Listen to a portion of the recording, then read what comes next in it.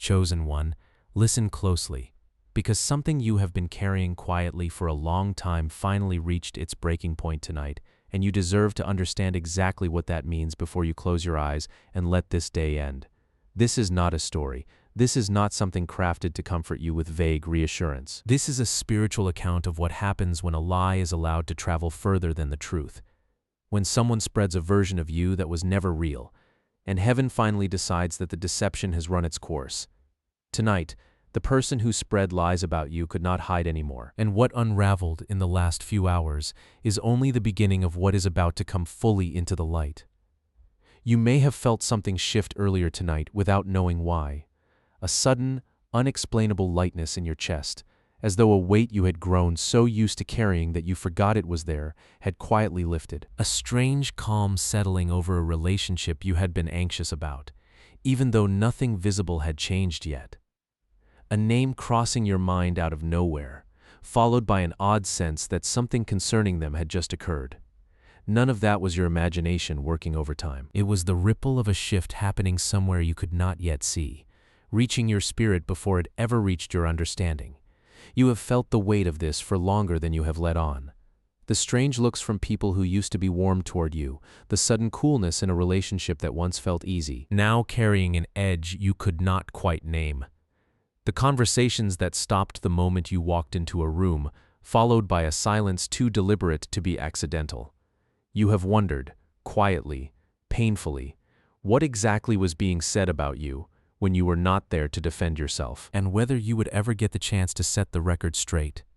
That wondering has cost you more than you have admitted, even to yourself, because there is a particular kind of exhaustion that comes from being misrepresented by someone who knows exactly what they are doing and does it anyway. Here is something you need to understand before we go any further. A lie can travel quickly, but it cannot travel forever without needing constant maintenance to keep it standing. Every lie requires the liar to remember exactly what they said, to whom and in what order to keep every version consistent enough that no one notices the seams. That maintenance is exhausting, and exhausted lies are fragile lies. They may hold together for a while under casual scrutiny, but the moment real pressure is applied, the moment someone asks one question too many, or two versions accidentally meet in the same room, the entire structure begins to strain. Tonight, that structure finally gave way. I want you to understand why this happened to you specifically, because it was not random, and it was not simply a matter of time running out on someone else's dishonesty. You have been walking through this season with a particular kind of restraint that most people would not have been able to sustain. You did not retaliate. You did not spread your own version of events to compete with theirs. You did not lower yourself to the same tactics being used against you, even when every part of you wanted to defend your name loudly and immediately. That restraint was not weakness. It was a quiet form of trust, a decision to let truth do the defending instead of doing it yourself, and heaven does not overlook that kind of trust, even when it looks, from the outside, like simply staying quiet. Think about the specific moments that led to tonight. The comments someone made that did not quite match what you knew to be true. The story that shifted slightly depending on who was listening. Small inconsistencies that most people would not have noticed, but that sat uneasily with anyone paying close attention. The friend who started asking careful questions instead of repeating the narrative without hesitation, sensing something was off long before they could name exactly what it was. Each of those small cracks was already forming before tonight, invisible to you, invisible to almost everyone, but accumulating the way pressure accumulates beneath the surface of something that looks calm right up until the moment it is not. Before I tell you exactly what happened tonight, I want you to do something small but important. If your spirit recognizes even a fragment of what I'm describing, if you have carried the weight of being misrepresented by someone who knew exactly what they were doing, type 777 in the comments right now as your declaration that you receive this word. Like this video so it reaches someone else tonight who has been quietly wondering if the truth would ever catch up to what was said about them. Share it with someone who has stayed silent through a lie because they trusted truth more than they trusted their own need to defend themselves loudly. And subscribe, because what happened tonight is only the first layer of what is about to be revealed in the days ahead. Now, let me take you back to where this actually began. To understand why someone chooses to spread lies about a person who never did anything to deserve it, we have to look past the lie itself and into the place it was born from, Because dishonesty like this rarely comes from nowhere. It begins, almost always, with a comparison the liar could not make peace with. They watched you carry yourself with a steadiness they did not have. They watched people trust you easily, naturally, without you having to perform for it, while their own relationships required constant management and reassurance. They watched opportunities come to you that seemed to pass them by, and instead of examining their own path honestly, they decided it would be easier to explain your success by inventing a version of you that made their own stagnation feel justified. Every time you were trusted without question, something in them quietly resented a trust they had to work harder to earn. Every time your name was spoken well in a room they were standing in, something in them shrank instead of celebrating alongside you. Every time you succeeded without needing to diminish anyone else to get there, something in them concluded, wrongly, that the only way to level the field was to diminish you from a distance where you could not easily see it happening. This is how quiet envy so often becomes deliberate deception. It does not start with a plan to lie. It starts with a discomfort the person refuses to examine honestly, and eventually that discomfort demands an outlet, and lying about you became easier than confronting the truth about themselves. And they did not build this alone. A lie rarely survives without an audience willing to receive it without question, and somewhere along the way, they found people eager to believe the worst, people who had their own small reasons to prefer a diminished version of you over the real one. Someone repeated the story without checking it, because it confirmed something they already wanted to believe. Someone else added their own small detail, not out of malice exactly, but because stories tend to grow more dramatic each time they change hands, and no one along the chain felt responsible for verifying what they were passing along. This is how a single moment of envy becomes a widely accepted narrative, not through one dramatic act of dishonesty, but through many small hands willing to carry it further without asking whether it was true. C.S. Lewis wrote extensively about the particular danger of small, repeated choices that seem insignificant in the moment, but slowly reshape a person's character over time. He warned that a person rarely falls into serious wrongdoing through one dramatic decision. It happens gradually, through a series of small permissions granted to bitterness, to comparison, to resentment, each one so minor on its own that it barely seems worth resisting. A little envy allowed to stay, a little exaggeration allowed to repeat, a little dishonesty allowed to feel justified because of how wrong the person already believed themselves to be by your simple existence in their orbit. None of it looked like much at first. But small permissions compound, and eventually the person who started with a passing thought of comparison found themselves fully invested in maintaining a lie they had never planned to tell in the first place. Scripture speaks plainly to this pattern. Proverbs warns that a lying tongue is only for a moment, while truth is established forever. And that phrase, only for a moment, is not simply poetic. It is a description of how deception actually functions in time. A lie can feel powerful in its immediate moment, persuasive, convincing, capable of reshaping how people see you almost overnight.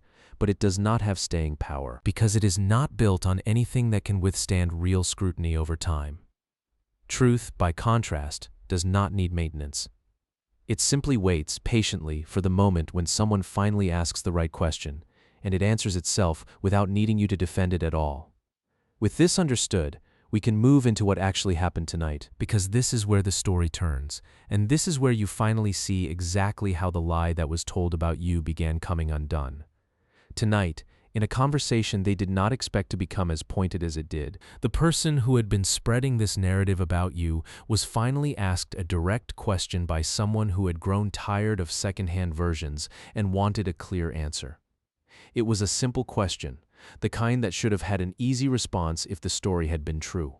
But it did not have an easy response, because the story was never built to survive direct scrutiny.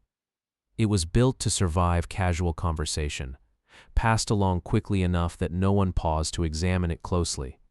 The moment someone did pause, the moment someone asked for specifics instead of accepting the general impression they had been given, the answer came out hesitant, inconsistent with something they had said before, and noticeably uncomfortable in a way that raised more questions than it settled.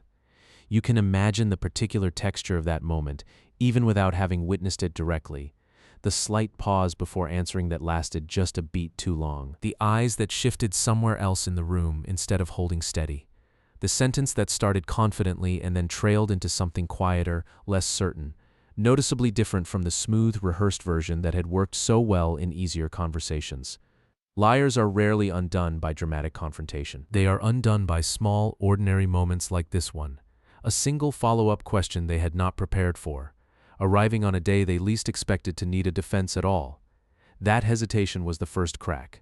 And once a crack like that appears in front of the right witness, it rarely closes back up quietly. The person listening began to remember other small inconsistencies they had brushed past before, moments where the story did not quite line up with what they had personally observed about you, moments they had dismissed at the time because they wanted to believe they were simply being told the truth by someone they trusted.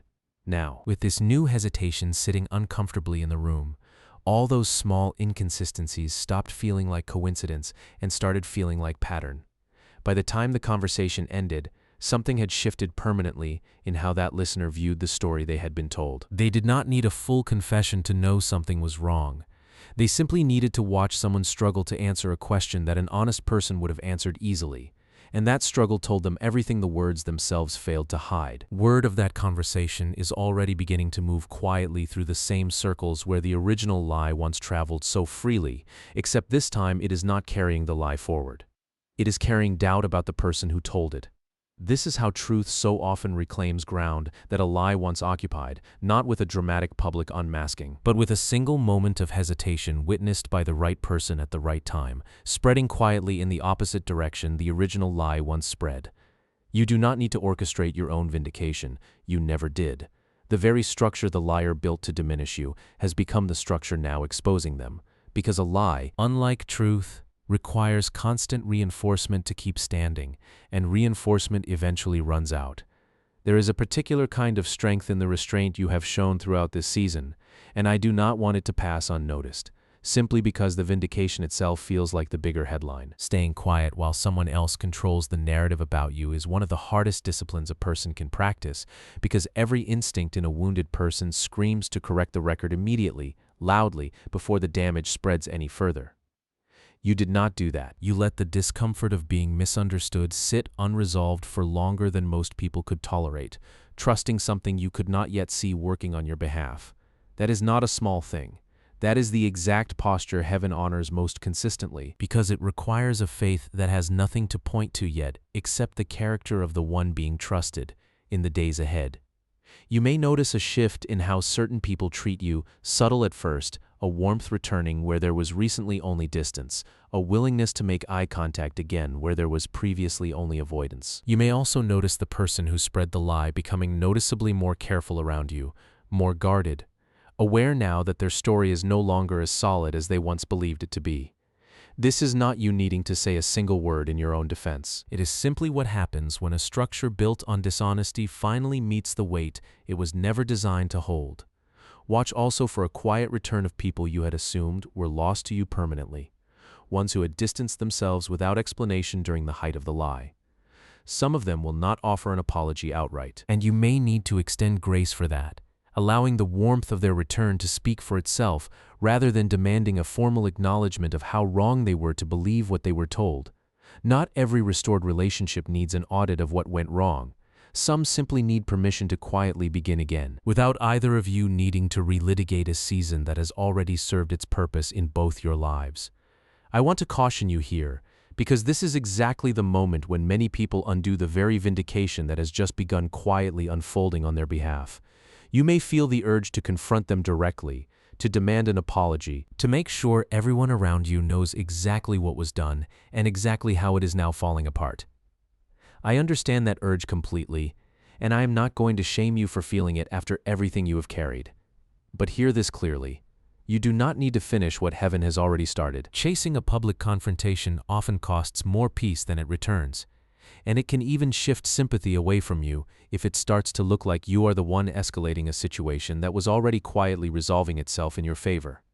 Let your steadiness remain the loudest thing about you here. Nothing convinces a room faster than watching someone remain calm and unbothered while the story built against them simply falls apart on its own. With the reversal now understood, we can move into what this means for you specifically, because this was never only about the lie being exposed. It was also a confirmation of something being built in you throughout this entire season of restraint.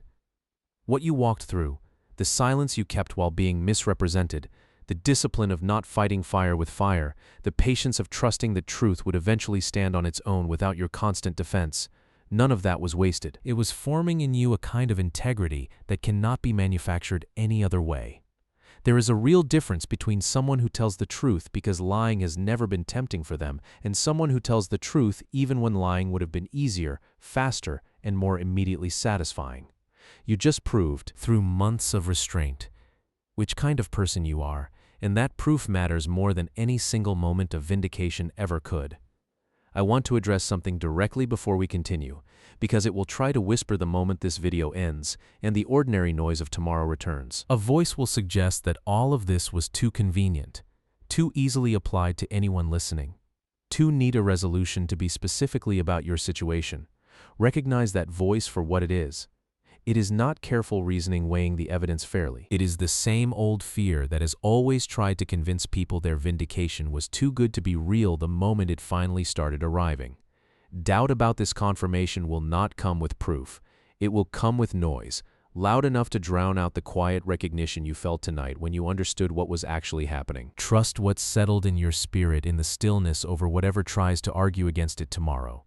This season is asking 3 things of you now, and none of them are complicated, though all of them require discipline. The first is grace instead of gloating. You are allowed to feel relief that the truth is finally surfacing. But do not let that relief turn into a public display of triumph that costs you the very integrity that got you here. The second is discernment about who deserves your trust moving forward. Not everyone who repeated this lie did so with malicious intent. Some were simply misinformed and deserve the chance to correct course now that the truth is available to them. Reserve your deeper caution for the person who originated it. Not everyone who was, at some point, deceived by it. The third is release. You do not need to hold on to this season as proof of how wronged you were. Let the vindication settle the matter internally, and then let it go, so that bitterness does not quietly take root in the very place your integrity just protected. There is also a shift worth making in how you pray about the person who did this, if you have been praying about them at all beyond your own hurt. It is natural to want them exposed fully, publicly, undeniably, so that no one could ever doubt your side of the story again. But there is a deeper prayer available to you now, one that moves beyond wanting them caught and toward wanting them changed. Pray for whatever insecurity drove them to build a lie instead of confronting their own comparison honestly. Pray for the kind of humility that allows a person to admit wrongdoing without needing to be cornered into it first. This kind of prayer does something valuable in you as much as in them. It keeps your own heart from hardening into the same bitterness that made them capable of lying about you in the first place. Understand also that what is unfolding is not really about punishment.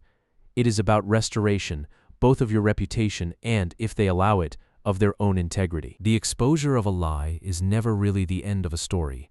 It is simply the moment truth becomes visible again after being obscured for a season, and what happens after that moment depends entirely on how the person responds to being seen clearly for the first time in a long while.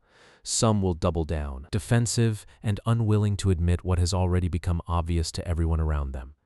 Others will finally soften, embarrassed enough by what almost happened to genuinely reconsider the path they were on.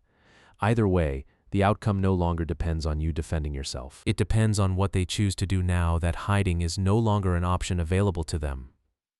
With the call to grace now given, we move into the final part of this message, the part that is less about understanding what happened and more about receiving it fully into your own spirit, so it becomes something that steadies you rather than something you simply heard once and set aside.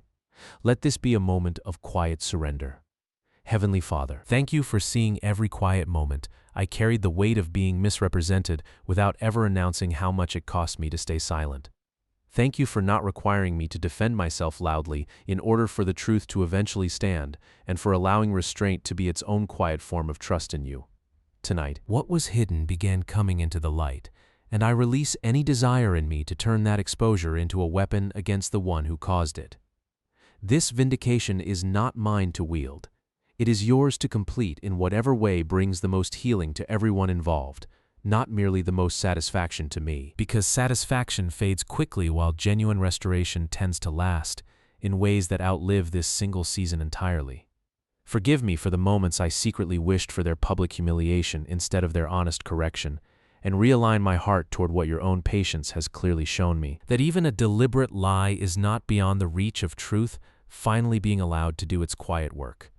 Continue exposing whatever still needs to come into the light, gently where gentleness will do the work, firmly where firmness is required, but always in a way that leads toward restoration rather than simple ruin. Guard my heart from bitterness in the aftermath of this vindication, and guard my tongue from turning this moment into an opportunity to retaliate rather than simply to be free of a burden I have carried long enough.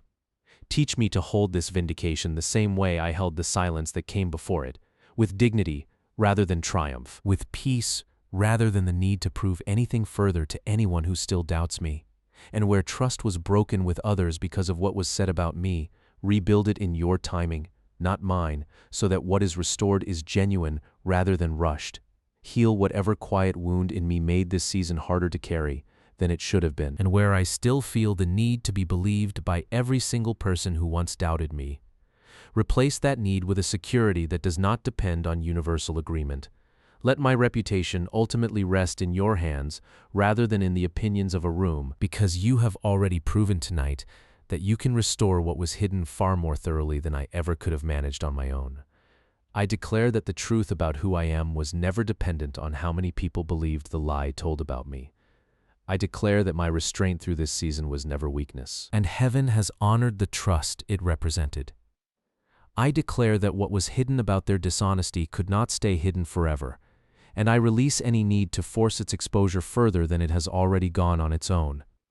I declare that I will meet this vindication with grace rather than gloating, because the same integrity that carried me through the silence must also carry me through the relief. I declare that I forgive the one who lied about me, not because what they did was acceptable, but because carrying resentment would cost me more than their lie ever did. I declare that every season of unjust silence is producing in me a depth of integrity that shortcuts could never have built. I declare that I will not become someone who spreads stories about others simply because I now know how much damage an unchecked story can do. I receive this confirmation fully, and I choose to walk forward in peace instead of triumph, in dignity instead of vindication, in freedom instead of the bitterness that could so easily have taken root here instead. If this message reached something true in your spirit, type 777 in the comments as your declaration that you receive it. Like this video so it reaches someone else tonight who has been quietly carrying the weight of a lie they never told about themselves. Share it with someone who has stayed silent through misrepresentation because they trusted truth to eventually speak louder than any lie ever could. And subscribe, because there is more still unfolding in this season, and you will want to be here for what heaven reveals next. What was said about you in secret could not hide forever, and what you carried faithfully through the silence is only just beginning to be seen for what it truly was all along.